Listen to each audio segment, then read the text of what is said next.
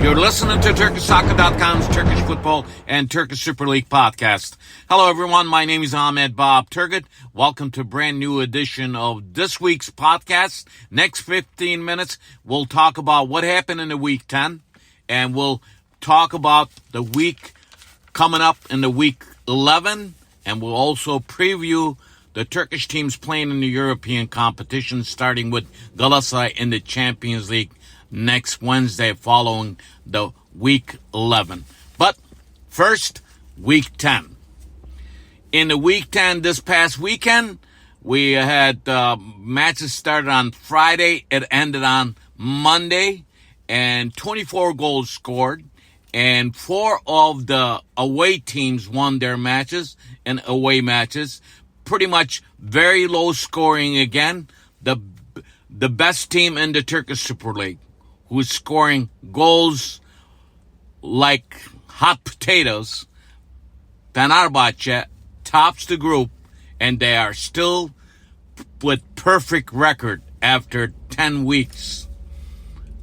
In 10 weeks, they have not lost. There's 2 teams that haven't lost a match yet, and with the perfect record, Fenerbahçe with 30 points.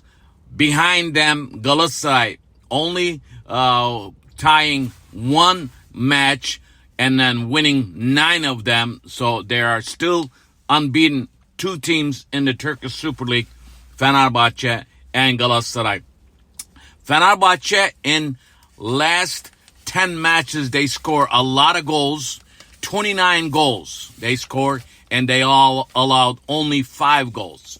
Second place team, Galatasaray, they scored 19 goals, 10 less than Fenerbahçe, and they allowed only 5 goals. And even though Beşiktaş won on Monday, and the turmoil team, who is in turmoil also in the European competition, also in the Turkish Super League, Beşiktaş finally won their match on Monday at home when the Beşiktaş fans, the whole stadium, celebrated the 100 years of Turkish Republic. That was a good scene. All these teams, Fenerbahçe, pretty much every team that played this weekend, Galatasaray celebrations was fantastic. And pretty much everyone in Turkey celebrated the 100 years of Turkish Republic, and thank first Mustafa Kemal Atatürk, the founder of Turkish Republic, and many soldiers, his soldier friends, even all the soldiers that fought for Turkey's republic. You have to remember those days between 1920s until 1923 when Mustafa Kemal Atatürk announced the first republic. It's been 100 years, and this republic was not built easily. We remember them. We pray for them. So getting back to week 10, as I said, started up week Friday. It ended on Monday. And the most important match was happening on Saturday in Rize. And Galatasaray beat Rizespor 1-0. And with a little bit of lucky goal, even though Galatasaray, after playing fantastic match against Manchester United, and then playing a very good first half against Bayern, somehow the team is not gelling yet. We see there was a lot of transferred, very important and high price tag players that was transferred for Champions League matches. But somehow we still see those players like Zaha, like Tete, Bakumbu. They're not gelling with the team yet. So against Rizespor, they look like they did not want to play. They were tired. And the controversy was the referee in this pitch. For both teams, he made very, very bad calls. So, on Saturday, Galatasaray won this match with one low score, 1-0, but I think Rizespor played hell of a match against them. Icardi in this match did not score. So, Icardi closed the week 10 without scoring, but Icardi has 10 goals still. And Friday's matches that I forgot to mention to you, there were two matches. Kasımpaşa was at home. Kasımpaşa beat Istanbulspor 3-1, and Hatay at home lost to Kayserispor 2-1. Saturday and other games on Saturday, Alanyaspor lost to Sivas at home, and Adana Demirspor was at home and beat Konyaspor 3-0. Adana Demirspor looks very good. And Sunday, Fatih Karagümrük was at home and against Trabzonspor. This was the only the only match that we did not see any scores. It was 0-0 tied. In Antalya, Başakşehir, Antalyaspor beat Başakşehir 1-0. In Ankara, Ankaragücü, Samsunspor match went down with 2-0. And Samsunspor is the only team who has not won a match still.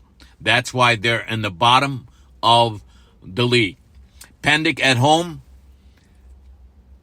what we say, Fenerbahçe, as I said in the beginning of the program, scoring goals like hot potatoes. In this match against Pendikspor, they scored 5 goals. The match ended 5-0. Dzeko had a hat trick, and then he reached Icardi's numbers. They both have 10 goals going into week 11 in the Turkish Super Lig. As I said, on Monday, there was only one match. Beşiktaş beat Gaziantepspor 2-0. And, well, I know that there's going to be elections in November, somewhere in November. But I know the fans are not happy with the current administration. They want to change. And Beşiktaş have a big financial problems. The transfers that they got for this season were not gelling, and some of them are not good players. So Beşiktaş fans, at least with this win, and they got a little hope, but it's not the case in the European competition. I'll get to that after I give you the standings.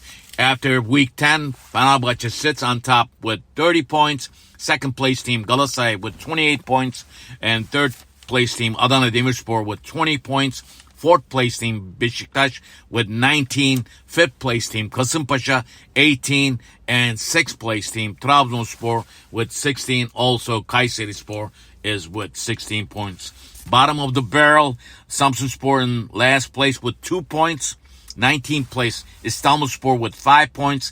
18th place, Pendikspor with 7 points. 17th place, Başakşehir with 8 points. Başakşehir is not doing good, and they have to start winning some matches. Looking at week 11, probably the best game will happen this weekend. In the week 11, we're talking about the match of the weekend will happen on Saturday. Fenerbahçe will host Trabzon on Saturday. But the week 11 will start with Galatasaray-Kasımpaşa match on Friday, because Kasımpaşa-Galatasaray match is on Friday. Galatasaray has a very important match. Again, they're traveling this time to Germany to face Bayern. We'll talk about that little match, after I give you the week 11 matches. And Saturday, Istanbulspor will host Pendikspor. Samsun will be at home against Hatay. And as I said, Fenerbahçe Trabzonspor match is the last match on Saturday. This should be very dandy match. We will see the powerhouse, the unbeatable team, Fenerbahçe. Will they be beat by Trabzonspor? I don't think so, but at least they might grab a point in front of the Fenerbahçe fans. We'll see. On Sunday, Sivasspor will be at home. Adana Demirspor, Başakşehir will be at home against Ankaragücü. Konyaspor will host Fatih Karagümrük, and Beşiktaş will travel to Antalya to face Antalyaspor. On Monday, there are two matches. Gaziantep will be at home against Rizespor, and Kayserispor will host Alanyaspor. Alanyaspor having a lot of problem, to tell you. And Kayserispor is looking good. Now, these are the Week 11 matches coming up. And let's talk about what's going to happen after Week 11, the European competition. And as you know, Galatasaray represents Turkey in the Champions League. And they are in the second place with 4 points. They're traveling to face Bayern again after losing at home 3-1. This will be match in Bayern, and Bayern with 9 points, and it will be happening on Wednesday, November 8th. And then after that match, November 11th, they come back. They will travel to they will travel to Mersin because Hatayspor plays their match in Mersin. And the Galatasaray will face Hatayspor in Mersin on November 11th. So back-to-back matches on in November and December will happen for Galatasaray. Galatasaray Manchester United match is on November 29th. Manchester United, even though they're doing very bad in their league, they have 3 points. And Galatasaray last match in the Champions League match will happen in Copenhagen, and that will be on December 12th. Right after that match, December 16th, they will travel to Sivas to play in the Turkish Super Lig. So very crucial matches coming up for Galatasaray. That is why these players that they transferred particularly for this Champions League, names like Tete, Zaha, Bakumbu. We have not seen them full 100% yet. And Galatasaray needs them to play. And we also, I think this Bayern match, it's going to be very tough. But I think after coming back, the home match against Manchester United is very important for Galatasaray. They have to win, because if they want to stay in the second place, they need to win some matches, at least in 3 matches, get at least 4 or 5 points. In the Conference League, Fenerbahçe is perfect, just like in the Turkish Super Lig. Out of 3 matches, they are with 9 points, and they sit right on top of that group. And they will travel on Thursday, November 8th. Ludogorets has 3 points. Fenerbahçe is on top with 9 points. As far as Beşiktaş, we can't say much about Beşiktaş because just like in the Turkish Super League, Beşiktaş is not doing bad, actually, with 1 point, and they will be at home against Bodo Glimt. Actually, yes, they will be at Bodo Glimt. Club Brugge has 7 points, and they are on top of this group. Beşiktaş has 3 matches, but it's going to be very tough to get out of this group. So Beşiktaş, the team in turmoil, got some problems on the pitch and off the pitch. Even though they won this past Monday against Gaziantep, scoring 2 goals. They have a lot of injury players, a lot of sick players. Abu Bakar didn't play, and a lot of players are injured. This is it for this weekend, and we'll see you after Week 11 matches played. We'll talk about the other stuff. My name is Ahmet Bob Turgut. See you next time. Bye-bye.